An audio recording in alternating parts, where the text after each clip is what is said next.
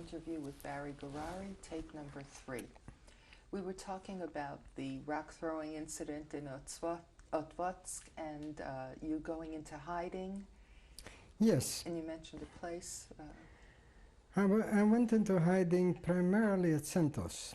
CENTOS was an organization which was managed by my great-granduncle, Moshe Hornstein, and his wife, Musia.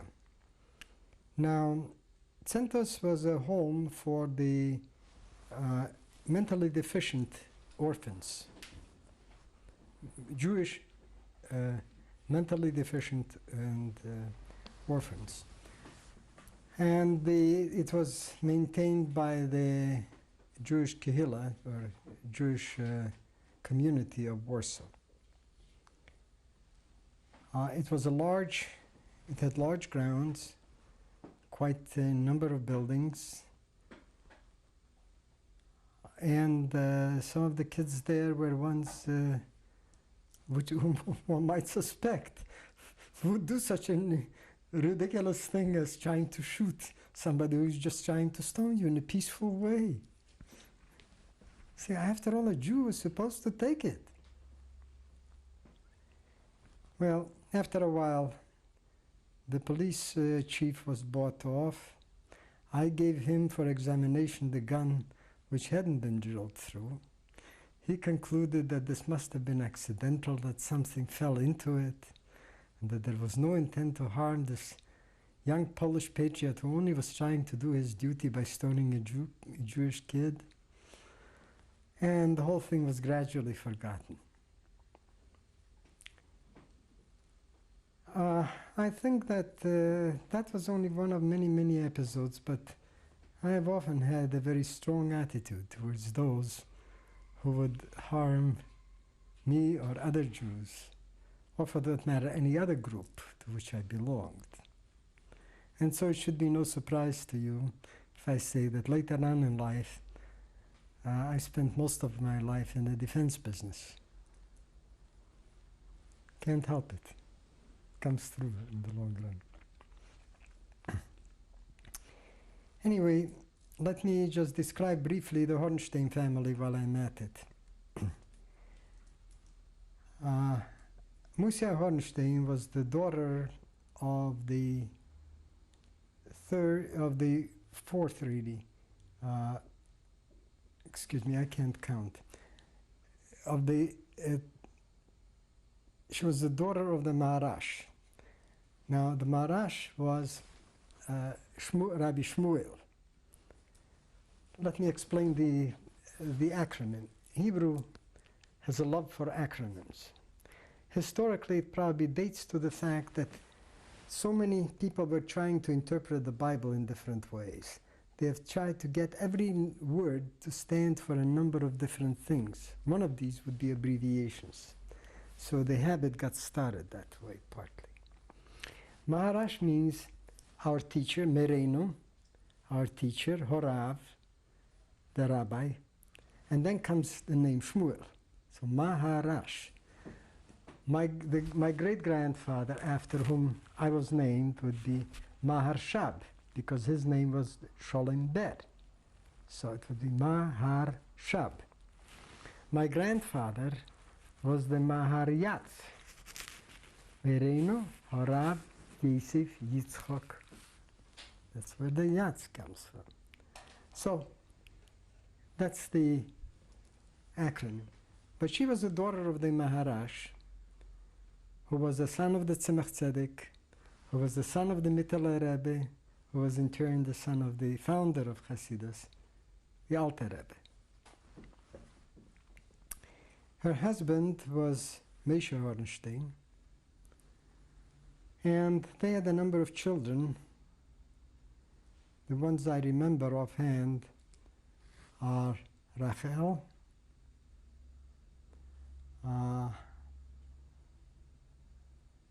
and the two men, Shmuel and Menachem Mendel, and Sarah. Now, Menachem Mendel, their son Menachem Mendel, married my youngest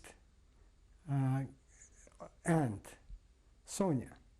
In other words, my mother's youngest sister, Sonia. His older brother, Shmuel, married a woman by the name of Bronca, and they had a child by the name of Miriam. She was the one and only survivor of that particular family. She now lives in Israel.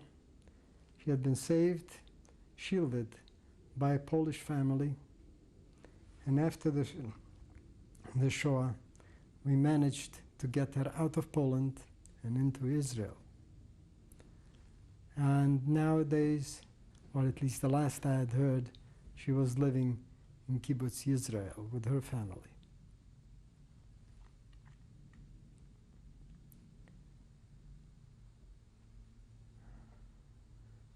The Hornsteins managed this Centos organization, as I already outlined. At Watsk itself, if I'm to describe the people there, they were the local people who primarily provided the necessities of life, like little stores or various services of that sort. And people who came there looking for a cure. And finally, there was a fairly large group of commuters. The broker Berlin, whose house my grandfather rented, was one of those. Of course, he stayed in Warsaw all the time. Some people actually commuted both ways in every day, although that was both time-consuming and expensive.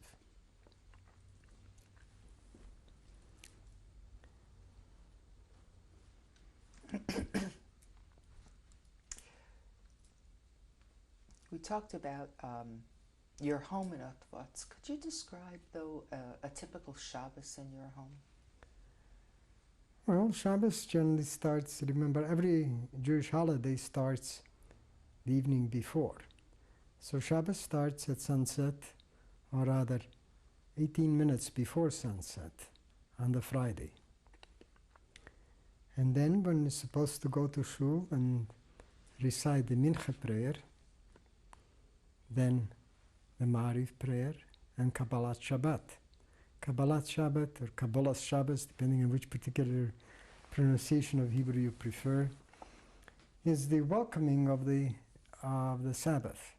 Sabbath is being welcomed in as a queen. After that prayer, these prayers are all said in the company of at least 9 others. In other words, you need 10 people to have a minyan. Minyan is the Hebrew word meaning the number. The number being 10. It has to be at least 10. And between Mincha and Ma'ariv, there has some time has to pass by, so people used to chat, study, listen to some words from wise men, whatever, socialize. And then after these Mincha and Kabbalat Shabbat and Ma'ariv prayers, one would go home and one would say the Kiddush prayer. After that, Kiddush prayer is said on a glass of wine. One drinks the wine, one parcels out a little bit of the wine to everyone who is supposed to be listening to your Kiddush and depending on it. Then you break bread in the honor of the Sabbath. It's 2 loaves of bread and you cut one of them. But the idea of having 2 of them means that you're specially prepared for the Sabbath. Then you eat dinner. Dinner has to consist of important foods to welcome the Sabbath, namely fish, usually a soup after that, and usually meat after that. That's a big meal, and that's important to be welcoming the Sabbath. After that, the after the meal prayer, benchen, so-called, or Birchat HaMazon, more officially. After that, one would usually sing a little, various sacred songs, Hasidic songs. Unfortunately, I'm a very poor, my last name is not singer. It is Gourary. And let me assure you that lions don't sing well. So I have no claim whatsoever to that. But people do sing at the meal and after the meal, special Shabbos songs often. There are various Hasidic songs. Some of these songs are sung in the shul. Some of them are sung during and after dinner. And then one is expected to rest. One's supposed to devote good deal attention to one's wife on a Sabbath, although many men I know have tended to give their attention more to their holy books, like sitting up all night and studying. Then, in the morning, we get up, if possible, go to the mikveh, which means the ritual bath again. Then go to shul. And at the shul, one would first study to some extent, chat, socialize. Then we would say the Shachris prayer, which is the first prayer, morning prayer. Then we would say the Musaf. Musaf being the additional, the word means the additional prayer.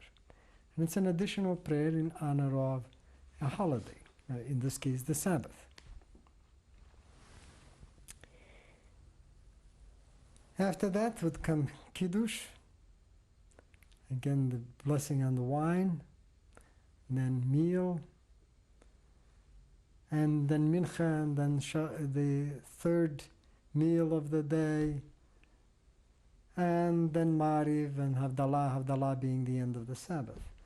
But throughout this, there was often an opportunity to see the Rebbe and to listen to his wisdom, either in the shul or in occasionally visiting him and actually staying there at his table. It was not so common among Russian Jews to come to the table. It was more of a private affair for the Rebbe with his family.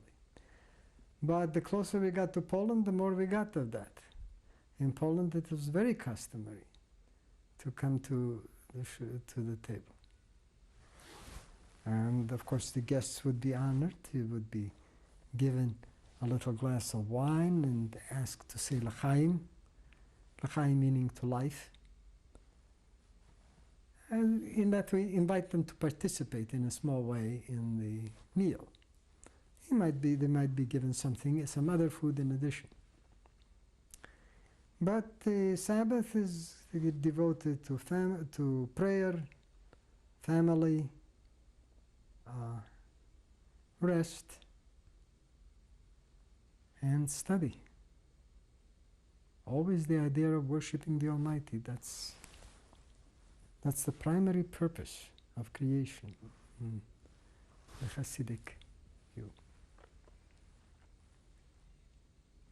As a boy, who attended the Sabbath meals in your home? How many people were there?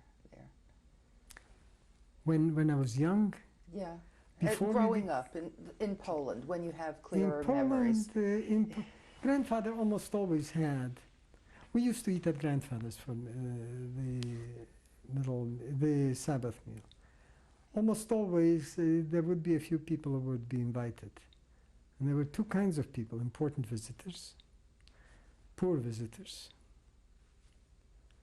And of course, there often were schlemiels. And I was chronic invitees who couldn't make a life for themselves. So they were invited, they were served a nice meal, and something nice would be said to them, and you try to improve people as much as possible, but if you can't improve them, you at least try to make sure that they survive and do well as they can. What about holidays? Did you have a favorite holiday when you were growing up? Favorite holiday? Each holiday is so different. I mean, Pesach requires preparations before, in terms of cleaning the house, removing every shred of possible sourdough or comets. Pesach also involves the whole ritual of baking matzah. Matzah, after all, is a mitzvah. It's one of the commandments. And it's important, therefore, it has to be baked it has to be made from flour, which has been especially prepared for that. The flour we should have guarded it to make sure that it does not get sour. The dough doesn't get sour. If water fell into the flour, you wouldn't use the flour. Now, for Pesach, one had to have special dishes, because dishes which were used with chametz were not acceptable. So it's a whole period of preparation. In addition to that, of course, comes Erev Pesach. Erev Pesach, Erev meaning the eve before. Eve before Pesach was the day during which the Bible says all the Chorim, all the firstborn in Egypt were smitten dead, as one of the ways in which to get the Jews out. Well, now, being very careful people, Jews looked at that and they said, well, now, how do we make sure that one of our firstborn doesn't get smitten dead? Well, might be best if we fasted. So every firstborn is supposed to fast on the eve of Passover. But people don't like to fast. People like to eat. When the learned rabbis looked at that, it turned out, of course, that if the eve of Passover were turned into a special yontif, into a holiday, then one would no longer be permitted to fast. So this is a way of getting out of the fast. How does one make it into a holiday? One makes it into a holiday by completing a very important task, a mitzvah, a very important mitzvah. The one chosen is to finish the study of a volume of a tractate, that is, of the Talmud. If you finish the tractate of the Talmud, then you do that in the shul. Everybody who listens to this has participated in a great accomplishment. Therefore, it's a yontif. Therefore, they don't have to fast. Now, then there are two ways of doing it. The active way and the passive way. The active way, of course, is to finish a tractate of the Talmud. Unfortunately, that takes work. The passive way is to listen to somebody else finish the tractate of the Talmud.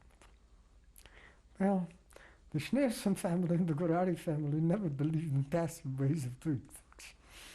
So my grandfather, who was firstborn, used to have a siyum, that is the finishing of the tractate. My father was not firstborn. My uncle, Mendel Schneerson, was also firstborn, so he would also finish his tractate. And I was firstborn, therefore I also had to finish the tractate. And my grandfather would finish something that he liked, like that time he was interested in one subject, he finished the tractate relating to that. My uncle, well, he would finish something he could do fast, but he could do things awfully fast. And I will admit, I used to look for a short one. So there is a Tractate Horius, which is the shortest one, almost the shortest one. There's Tomid, which is even shorter. Then there's Makot, which is only about almost 30 pages, so it's quite short, and so on. And I used to do that too. So our procedure in the morning was, we would come into grandfather's room. First uncle would have a chance to finish his tract, and then I would have a chance to finish my tract. And after that we could eat. So it was a very interesting situation. It had a lot of sidelines to it.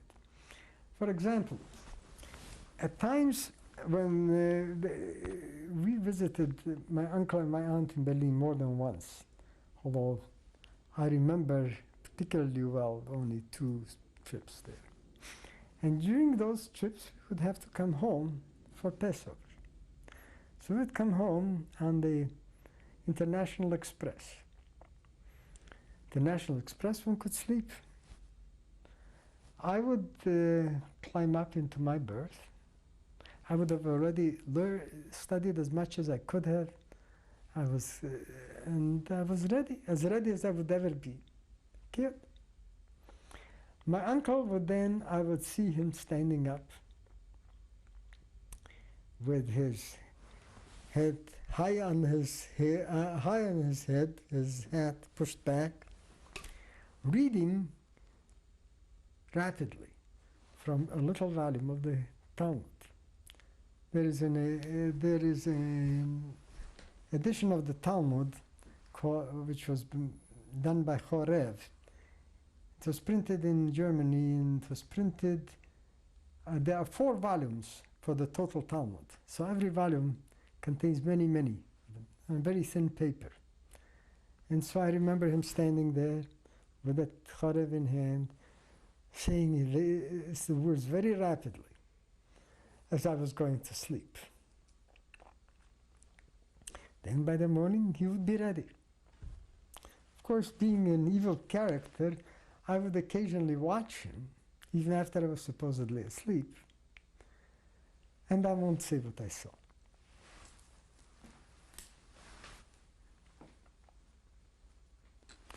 Anyway, that's the beginning of Passover. You asked about other holidays. Well, I mean, was there anything, did you particularly enjoy about any particular holiday?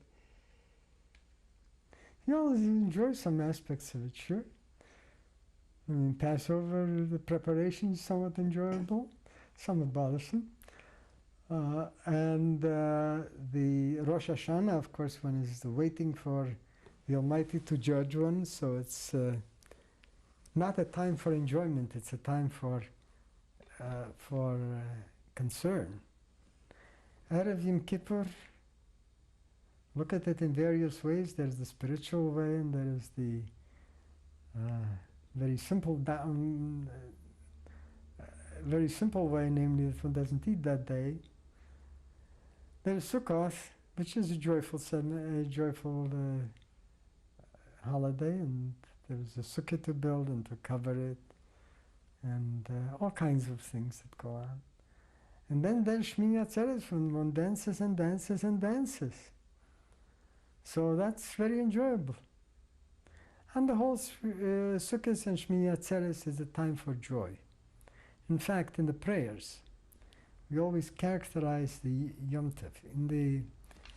In the Shmona Esrei, or the Amidah, we say, Zman Simchaseinu, the time of our joy.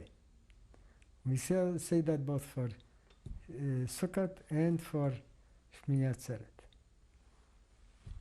So that's the joyful one. There are other secondary holidays. There's Purim, when one is supposed to be, when one is ritually supposed to be drunk, so one doesn't know the difference between Baruch, Mordechai, and Arur Haman.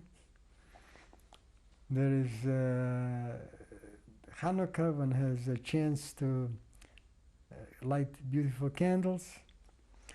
And then there are the typically Hasidic holidays, the days when the Alter Rebbe came out of Tsar's jail,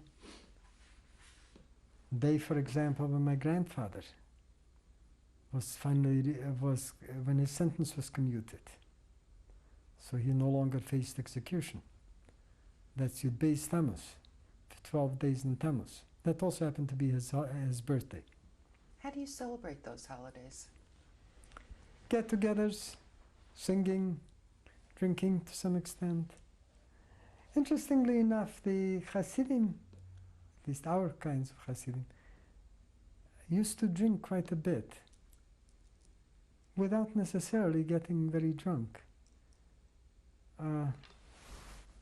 It was a very common habit, although nowadays it's not encouraged. Growing up, what exposure did you have to other groups of Hasidim? Relatively small. I was a curious guy, so every once in a while on Shabbos afternoon I would go visiting to other Rebbes who were around. And there was a very substantial difference in this is the difference between Hasidut, Chabad, and other forms of Hasidut. Hasidut Chabad, the Alter Rebbe, was an exceptionally learned man in non-mystical aspects of the law. In other words, the legalisms aspects, the legal aspects, other aspects of the Talmud, other aspects of the Jewish literature, and various in the philosophical aspects of it.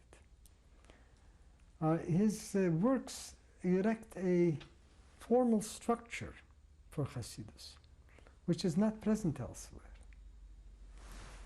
So I have found the other groups that I visited to be lacking in substance. Now that's a personal view. It is probably somewhat prejudiced, and one should not overinterpret it. In those days when my understanding of things was quite limited, I found them rather lacking in substance.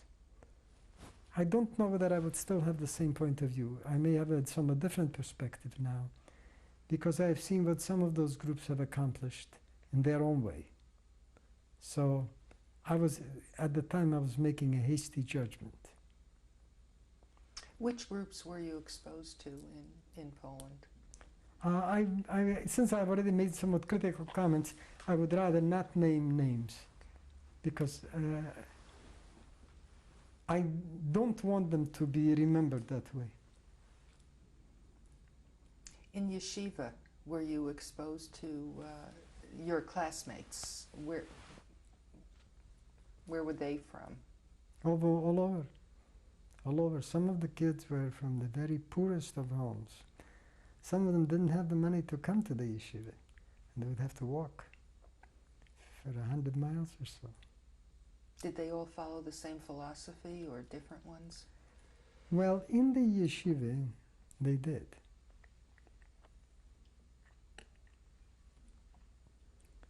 But later on, no one has exactly the same philosophy as another person. So there were differences. What about your attire? How did you dress growing up? Like a bad boy.